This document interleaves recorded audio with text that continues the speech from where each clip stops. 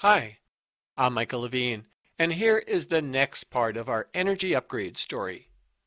As you recall, we had an energy assessment and learned our house was in fact leaking air in lots of invisible ways. We could definitely use less fuel, be more comfortable, and reduce our carbon footprint. But this would be a significant investment, which in our case had a 15 to 20-year payback. We were also concerned about making the house so tight it might get stuffy, tearing into walls and opening up a perfectly good roof, losing attic storage, and living in a lot of construction mess. Energy Smart took the time to explain to us what to expect, and we confirmed that with friends that had similar work done. We decided a cozier house was enough reason to go ahead with the work.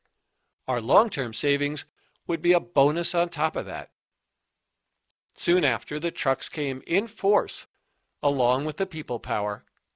One crew improved our loose foam board by adding a tight seal to our attic pull-down stairs.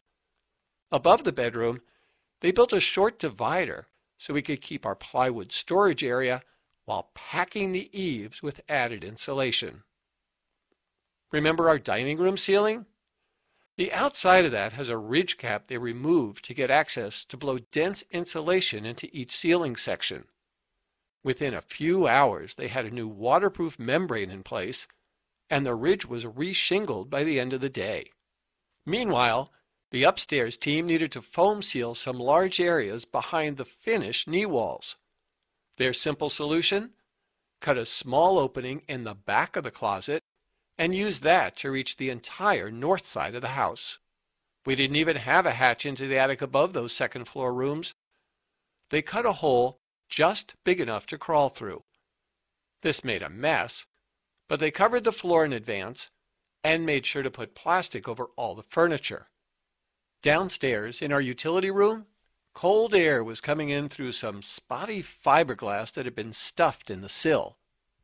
Energy Smart squeezed foam into the nooks and around the pipes to cut off the airflow. Part of the upgrade was 2 new fans to help us control how air moves through the house instead of leaving it to Mother Nature. To get to some of the roof cavities, the guys needed to pull off several trim boards outside so they could get the blower hose into the space between the rafters. My worry about a big repair job there disappeared when I saw it all put back together without so much as a splinter to paint over. It was a disruptive 3 days for sure, with trucks filling the driveway, insulation hoses snaking all over the place, temporary wiring laid out to power the equipment, and cellulose dust settling everywhere. But it was over quickly. The crew members were very respectful of the property, and they did a good job at both limiting the mess and cleaning it up each day.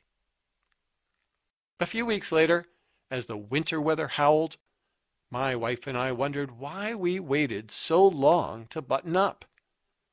It's too early to know about fuel savings, but even with our thermostats lower than before, we are more comfortable than ever.